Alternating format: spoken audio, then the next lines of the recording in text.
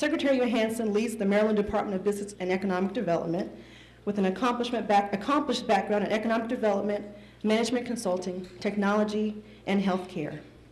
He has held this position since April 9th, 2009. Before joining the agency, Christian served as Managing Director of Continental Equity.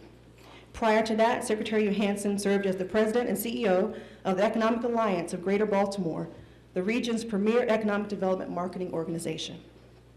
Christian earned a BS in biology from Brown University and a Master's of Business Administration from Harvard University.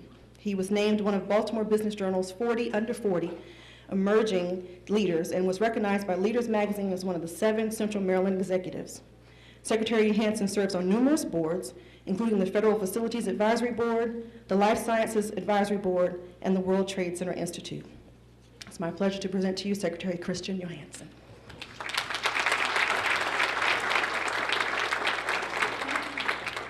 Good evening, everybody.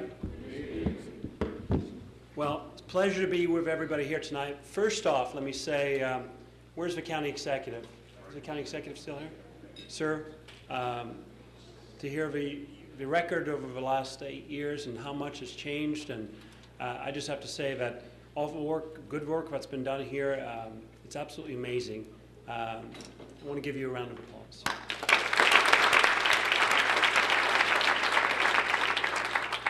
And Rhonda, thank you to all the great work that the Chamber does here. We greatly appreciate it. I want to make sure I acknowledge some of our partners in Annapolis because, frankly, our agenda could not be possible without their work.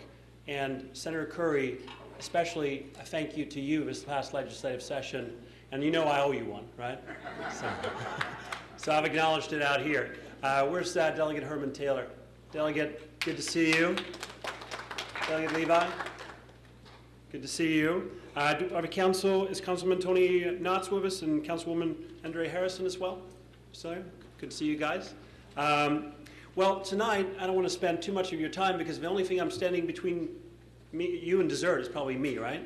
So I'm going to be short, brief, and sweet and to the point.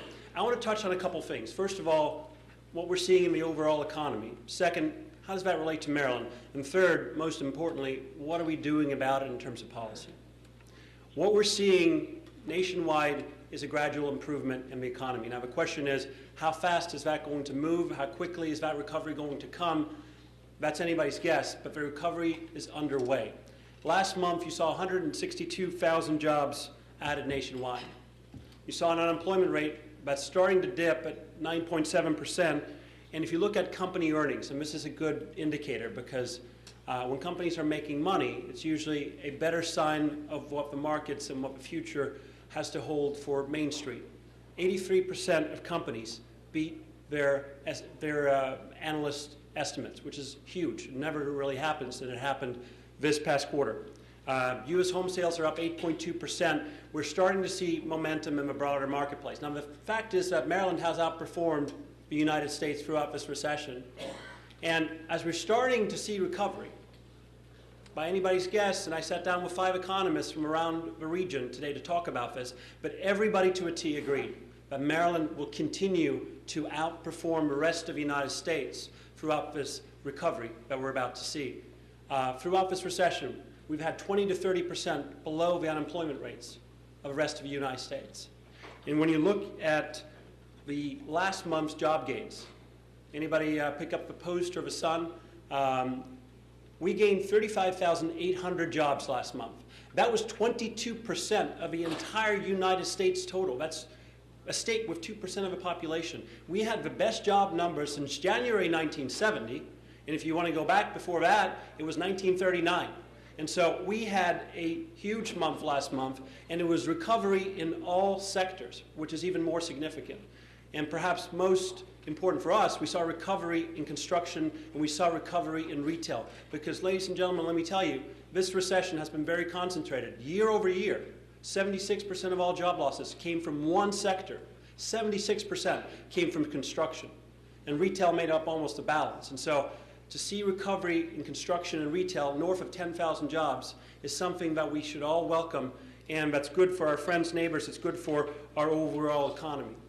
In County Executive, I was going to talk about the activity in Prince George's County, but you covered everything. I mean, you covered it. I tell you, the only thing you left out was H.H. Gregg, which added 100 jobs, and Limbach, which added 75 in Beltsville. But you already covered Vocus, and there was 8 more, and I'm going to not repeat them because you did a much more succinct and better job of me of talking about that. But we are seeing recovery throughout the state of Maryland in the various counties, and we're taking steps to make sure that that's happening.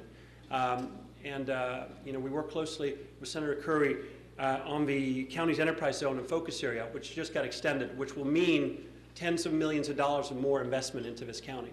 And we're very happy about being able to do that. So why has Maryland outperformed? What are the reasons that we're seeing in the broader economy? Number one is that we've, frankly, invested in education, and it paid off in this recession. The biggest indicator for how well states did was how well educated your workforce is. Because if you didn't have a 4-year college degree, you were 2 to 4 times more likely to be unemployed. And so Maryland has had the #1 public school system now for 2 years running in the United States because we invest in it, because it's important, and I know some of the strides that you made here in Prince George's County as well. The second thing is that we're very blessed with some natural competitive advantages. I like to call them feds, meds, eds, and beds.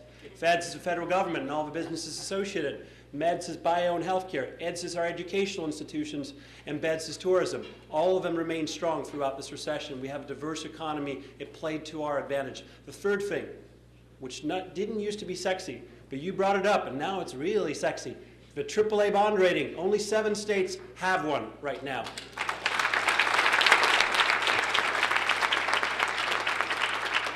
And believe me, the county executive knows this as well. These things don't happen by accident. They happen by choice.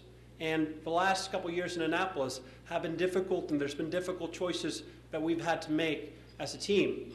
But we've kept that AAA bond rating, and we continue, and we intend to do everything we can to make sure that that stays that way.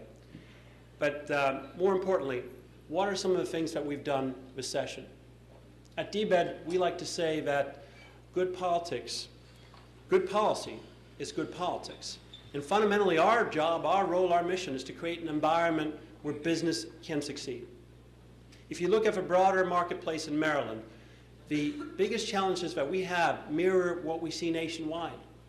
How do we put people back to work? Because the unemployment rate is elevated, and frankly, that is something that is a nationwide problem. Obviously, Maryland's done better than the rest of the country, but how do we put people back into the economy? And the second thing is, for all the small businesses out there, how do we get them access to credit?